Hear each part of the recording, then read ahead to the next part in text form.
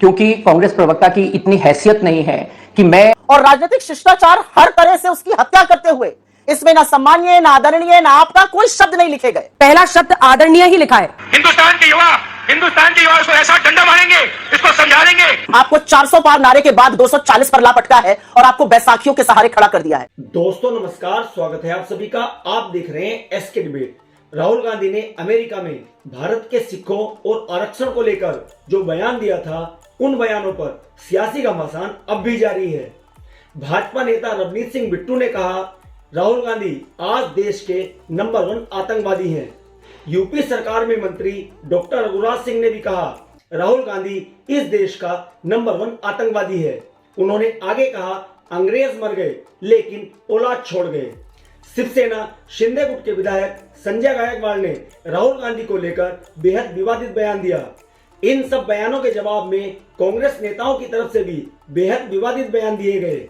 इन बयानों को लेकर कांग्रेस अध्यक्ष मल्लिकार्जुन खड़गे ने पीएम मोदी को चिट्ठी लिखकर उनके नेताओं को मर्यादा में रहने की नसीहत दी। इस चिट्ठी का जवाब बीजेपी अध्यक्ष जेपी नड्डा की तरफ से भी आया है। आज की डिबेट इसी मुद्दे पर होने वाली है। बीजेपी की तरफ से आईटी सेल के प्रमुख अमित मालवीय और सुप्रिया स्नेत कांग्रेस पार्टी की तरफ से हैं। दोस्तों वीडियो बहुत मजेदार होने वाली है। आपसे अनुरोध है वीडियो को अंत तक जरूर देखें। वीडियो पसंद आए तो लाइक करें, शेयर करें, कमेंट करें और मेरे चैनल को सब्सक्राइब करें। तो दोस्तों मेन डिबेट स्टार्ट करते हैं। चलिए शुरू करते हैं। इमरान मसूद, जिसको 3 बार ऐसा कहने के बाद टिकट दिया गया, जिसने कहा था कि बोटी बोटी काट देंगे, उसको आपकी पार्टी ने 3 बार उसके बाद टिकट दिया। अभी वो सांसद मैं इसका जवाब देना चाहती हूं। अजय राय, मैं इसका जवाब देना चाहती हूं। आप ही से पूछ रही हूं। अजय राय, मैं इसका जवाब 7 देना तारीख चाहती को मोदी और योगी को साथ में गाड़ देना, क्या उनको इनाम मिलना चाहिए या उन पर भी कार्रवाई होनी चाहिए? पवन खेड़ा की गिरफ्तारी के विरोध में जब नारे लग रहे थे कांग्रेस नेताओं के, तो वहां पर लोगों ने यह नारा लगाया था, ये ऑन रिकॉर्ड है, मोदी तेरी कब्र खुदेगी। संजय राउत कहते हैं, औरंगजेब की कब्र खोद दी तो मोदी तू कौन है? इन सब के खिलाफ भी कार्रवाई होनी चाहिए। सुप्रिया जी, मैं आपसे एक के बाद एक सबका जवाब दूंगी। इमरान मसूद जी ने जब ये कहा, मैं इसकी भर्त्सना करती हूं। गलत कहा उन्होंने, और यही कारण था कि लोगों ने उन्हें इस लोकतंत्र में सजा दी उसकी। वो चुनाव लगातार हारते रहे, फिर उन्होंने पश्चाताप किया। आज वो रामायण की चौपाइयां मुझसे और आपसे ज्यादा पढ़ते हैं, प्रभु के प्रेम में विश्वास रखते हैं, इसलिए जनता ने उनको चुनकर वापस सदन में भेजा। मैं भर्त्सना करती हूं जब उन्होंने ये कहा। और बिल्कुल अजय राय ने नहीं कहा, उनका बयान तोड़ा गया। उन्होंने राजनीतिक गाड़ने की बात करी थी, बिल्कुल गलत है अगर उनको इस तरह से कहा जाएगा। संजय राउत जी ने यह किस संदर्भ में कहा मुझे नहीं पता। मोहब्बत की दुकान, उस मोहब्बत की दुकान में अगर खुद राहुल गांधी प्रधानमंत्री के लिए, चुने हुए प्रधानमंत्री के लिए कहते हैं कि युवा डंडे मारेंगे, अगर खुद उनके लिए बाकायदा स्लोगन कांग्रेस पार्टी बनाती है, जिसको हर मंच से राहुल जी भी बोलते हैं चौकीदार चोर है, तो फिर ऐसे में अगर शीशे के घर में रह रहे हैं तो पत्थर कैसे उछालिएगा? अबे जल्दी बोल, कल सुबह पनवेल निकलना है। राजनीति में शिष्टाचार जो है ना, वो विलुप्त करती जा रही है भारतीय जनता पार्टी। मेरे हाथ में एक ये चिट्ठी है, आपका डिबेट इस पर है ना, पहले इस पर मैं चर्चा करूंगी, फिर आपके डायरेक्ट सवाल का भी जवाब दूंगी। मेरे हाथ में ये चिट्ठी है। इस चिट्ठी को मल्लिकार्जुन खड़गे जी ने, जो कांग्रेस पार्टी के अध्यक्ष है, नेता प्रतिपक्ष राज्यसभा में, उन्होंने प्रधानमंत्री को लिखा था। राहुल जी की जान को जो धमकियां दी जा रही उसका उन्होंने उल्लेख किया था। चिट्ठी की शुरुआत आदरणीय प्रधानमंत्री, आपको जन्मदिन की बधाई देकर किया गया। इस चिट्ठी का जवाब नरेंद्र मोदी जी की ओर से नहीं आया। इस चिट्ठी का जवाब जेपी नड्डा, जगत प्रकाश नड्डा जी, जो भारतीय जनता पार्टी के अध्यक्ष हैं, उन्होंने लिखा। और राजनीतिक शिष्टाचार हर तरह से उसकी हत्या करते हुए इसमें ना सम्मानीय ना आदरणीय ना आपका कोई शब्द नहीं लिखे गए। आप जिस पार्टी को लिख रहे हैं वो 139 साल पुरानी पार्टी है। जिस व्यक्ति को लिख रहे हैं, आपसे उम्र में ही नहीं, आपसे एक्सपीरियंस में भी तमाम गुना ज्यादा है। 60 साल तो उनका निर्वाचित सदस्य रहने का अनुभव है। इस तरह से उनको आप चिट्ठी लिख रहे हैं। यहां पे भाषा की मर्यादा की बात हो रही है। अंजना जी, ये चिट्ठी तो आपने भी पढ़ी होगी शो करने के लिए। ये चिट्ठी और खड़गे जी की चिट्ठी को अगल बगल लिखकर देख लीजिए।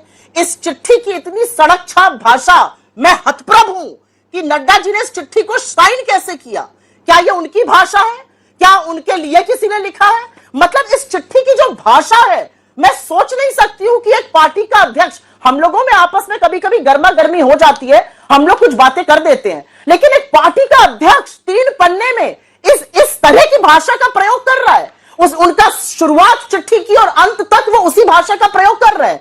तो मैं क्यों ना मानूं कि यही संस्कृति है और इतनी गरीब सोच राजनीतिक रूप से, इतने छोटे मन से, इतने कृपा मन से राजनीति आप लोग कर रहे हैं। ये वॉट अबाउट नहीं करिएगा। मैं आपके सवाल का जवाब देने से पहले एक चीज का उल्लेख यहां पर पूरी तरह से करना चाहती हूं। मोदी जी कोई दूध पीते बच्चे तो है नहीं। मोदी जी इस देश के प्रधानमंत्री हैं। कोई सेरेलैक दूध पीते बच्चे छुई मुई तो है नहीं। चिट्ठी उनको लिखी जाती है, जवाब नड्डा जी देते हैं। क्यों मोदी जी जवाब नहीं दे सकते थे चिट्ठी का? इस देश के लोकतंत्र में 5 बार चुने हुए सांसद इस देश के नेता प्रतिपक्ष के खिलाफ दिल्ली की सड़कों में, दिल्ली पुलिस के सामने जो अमित शाह को रिपोर्ट करती है, आपका लीडर तरविंदर सिंह मारवा कहता है राहुल गांधी तेरा वो हश्र होगा जो तेरी दादी का हुआ था। क्या हश्र हुआ था राहुल गांधी की दादी का? राहुल गांधी की दादी इस देश की प्रधानमंत्री इंदिरा गांधी को 32 गोलियों से छल्ली कर दिया गया क्योंकि उन्होंने आतंकवाद के सामने घुटने नहीं टेके, क्योंकि उन्होंने खालिस्तानियों की नहीं सुनी, क्योंकि उन्होंने इस देश को एकजुट और अखंड रखने के लिए अपने प्राणों की आहुति दी। आप उस राहुल गांधी को आतंकी बुलाएंगे जिनके पिता के इस कदर चिथड़े उड़ गए थे अंजना जी कि जब अंत्येष्टि करने राहुल गांधी पहुंचे तो उनको उनके शरीर को बिखरे हुए शरीर को एकजुट करना पड़ा। उसको आप आतंकी बुलाएंगे? आप उस राहुल गांधी को आतंकी बुलाएंगे जो इस देश के किलोमीटर 4,500 किलोमीटर पैदल नाप देता है इस देश को एकजुट रखने के लिए? आप उस राहुल गांधी को आतंकी बुलाएंगे जिसका परदादा इस देश की आजादी के लिए 9.5 साल जेल में रहा? कुछ भी कहिएगा आप लोग। दोनों चिट्ठी मेरे पास भी है। आपने कहा कि आदरणीय शब्द नहीं लिखा, आराम से, आदरणीय शब्द नहीं लिखा है तो श्री मल्लिकार्जुन खड़गे जी उसके बाद पहला शब्द आदरणीय ही लिखा है। गजब बेइज्जती है। उससे पहले मैं आपके दर्शकों को एक वीडियो सुनाना चाहता हूं जो राहुल गांधी का वीडियो है और उनकी भाषा और मर्यादा किस स्तर तक जाती है उसका एक उदाहरण है। और आप देखना, ये जो नरेंद्र मोदी अभी भाषण दे रहा है, मैं आपको बता रहा हूं 6 महीने बाद, 7-8 महीने बाद ये घर से नहीं निकल पाएगा। हिंदुस्तान के युवा उसको ऐसा डंडा मारेंगे, इसको समझा देंगे। आपने देखा, पता नहीं देखा या नहीं, वाराणसी में वो चप्पल मार दी किसी ने। अब आप इमेजिन कीजिए चुनाव से पहले अगर वो मारना भी चाहता था डरता, तो वो जो डर था वो गायब हो गया, खत्म हो गया। और इंटरनल भी प्रॉब्लम्स हैं, इनकी पार्टी में प्रॉब्लम्स हैं, इनके पेरेंट ऑर्गेनाइजेशन में इश्यूज हैं। तो मेरा कहना है कि जो नरेंद्र मोदी का जो कॉन्सेप्ट था उसको ऑपोजिशन ने डिमोलिश कर दिया, खत्म कर दिया है। उसको आप छप्पन इंच की छाती कहें, उसको आप डर कहें, उसको आप मतलब जो बिग नरेंद्र मोदी जी की जो इमेज थी उसको फाड़ दिया हमने। ये हमारे नेता प्रतिपक्ष राहुल गांधी की भाषा है देश के प्रधानमंत्री के लिए। ये कहना कि आपको डंडे से लोग मारेंगे, आपको फाड़ दिया गया है, ये राहुल गांधी का स्तर है। हम नहीं चाहते कि राजनीति का स्तर राहुल गांधी के स्तर तक जाए। आपने तो पहले आदरणीय नड्डा जी की जो चिट्ठी है उसको पढ़ के ये स्पष्ट कर दिया कि कांग्रेस की प्रवक्ता ने या तो चिट्ठी पढ़ी नहीं या तो फिर आपके दर्शकों के लिए झूठ बोल रही थी, क्योंकि जैसे आपने भी बताया वो चिट्ठी शुरू ही होती है आदरणीय खड़गे जी से। और जहां तक नड्डा जी की चिट्ठी का सवाल है, उनको चिट्ठी लिखने की जरूरत क्यों पड़ी? जरूरत इसलिए पड़ी क्योंकि राहुल गांधी जो अभी नादान बालक हैं, व्यस्क नहीं हुए, वो अपनी सुरक्षा के लिए खुद चिट्ठी नहीं लिख सकते हैं, इसलिए 78 वर्ष के उम्र के खड़गे जी से चिट्ठी लिखवा रहे हैं। तो ये बात भी हमें समझनी चाहिए कि अगर राहुल गांधी अपने लिए स्वयं चिट्ठी नहीं लिख सकते हैं और खड़गे जी उनके लिए चिट्ठी लिख रहे हैं, तो अगर नड्डा जी ने चिट्ठी लिखी और बिल्कुल सम्मानजनक चिट्ठी लिखी तो इसमें आक्रोशित होने की क्या बात है? राहुल गांधी कोई खुदा थोड़ी है, आपके लिए फरिश्ते होंगे, कांग्रेस का चिराग होंगे, लेकिन है तो वो मात्र सांसद। दिक्कत यह है कि 90 सीट जीत के कांग्रेस पार्टी को ऐसा लग रहा है वो सत्ता में आ गई हैं। खैर बहरहाल ये उनकी दिक्कत है, उनकी परेशानी है। राहुल गांधी जी ने सिखों को लेकर जो बयान दिया, अगर ऐसी स्थिति देश में आई भी थी सिखों को लेकर तो 84 के दंगों के बाद आई थी, जहां पर अपनी जान बचाने के लिए उन्हें अपने बाल काटने पड़ रहे थे, उन्हें अपनी पहचान छिपानी पड़ रही थी। आपको नहीं लगता है कि राहुल गांधी को इससे बचना चाहिए था? वो सिर्फ एक सांसद नहीं, नेता विपक्ष भारत के तौर पर वहां गए थे और वहां पर जब उन्होंने सिखों के जो धार्मिक प्रतीक है उसको लेकर ऐसा बयान दिया, उसकी वजह से एक के बाद एक वहां के नेताओं से ऐसे बयान आ रहे हैं, वो कहीं से भी सही नहीं है, वो गलत है, एकदम गलत है, उनके खिलाफ कार्रवाई होनी चाहिए। लेकिन खुद राहुल गांधी को ऐसा बयान देने से बचना चाहिए था। मैं सिलसिलेवार तरीके से आपके सारे सवालों का जवाब दूंगी, लेकिन जो झूठ बोला गया यहां पर ना, वो आदत है। इसी लत का शिकार पूरी की पूरी भारतीय जनता पार्टी है। यहां पर झूठ परोसा गया। एक बात याद रखना, इस देश ने ना इस संविधान पर यकीन करके आपको 400 पार नारे के बाद 240 पर ला पटका है और आपको बैसाखियों के सहारे खड़ा कर दिया है। लेकिन हां, मैं एक बात जरूर बोलूंगी, राहुल गांधी के जीवन को खतरा है, क्योंकि बीजेपी ने इतनी पोलराइज पॉलिटिक्स से गंदा माहौल इस देश का बनाया है। और ऐसे में जब उनकी जान को धमकी दी जाएगी तो हम चुप नहीं बैठेंगे। चुनौती देती हूं भारतीय जनता पार्टी के प्रवक्ता को, दुनिया की सबसे बड़ी, जिसको मैं फेक न्यूज फैक्ट्री कहती हूं, उसके जनक अमित मालविया को। इस संविधान के साथ खिलवाड़ करने की सोचिएगा मत। और इस संविधान की ताकत का हवाला राहुल गांधी ने इस चुनाव में दिया और जनता ने भरपूर हमारा सहयोग किया।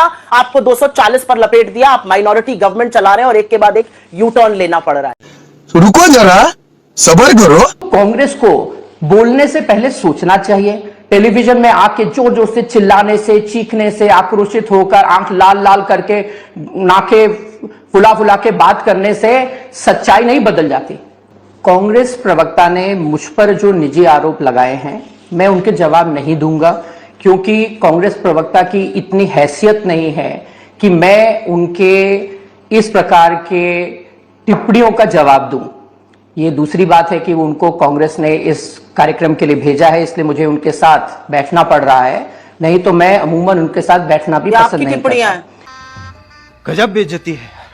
जहां तक स्क्रीन में और जहां तक गलत भ्रामक खबरें फैलाने की बात है, मैं आपको बहुत लंबी फहरिस्त दे सकता हूं सुप्रिया श्रीनेत के बारे में, लेकिन उससे उनका कद बढ़ेगा और मैं वो नहीं करना चाहता हूं। मैं पूछना चाहता हूं, 1982 में जब राजीव गांधी के निर्देश पर हरियाणा की पुलिस जब सिखों को गाड़ियों से उतार देती थी उनका पग और कड़ा देखकर, तो वो क्या मिसाल थी? आपने सिखों को क्या एक बड़ा एनेबलिंग एनवायरनमेंट दिया? मैं आपसे पूछना चाहता हूं, राहुल गांधी 6 सितंबर को विदेश गए, उसके बाद वो लगभग 10 दिन के दौरे के बाद वापस आए। इनके पूरे दौरे में सिर्फ 5 घंटे का हिसाब सार्वजनिक है, लेकिन 11 तारीख से लेकर जब तक वो वापस आए लगभग 5-6 दिन थे। राहुल गांधी कहां थे? किससे मिले? अखबारों में जो खबरें आई, क्या वो सच है? क्या ये उन लोगों से मिल रहे हैं जो तख्ता पलट देख करना चाहते हैं देश में? यही नहीं, अभी और सुनिए।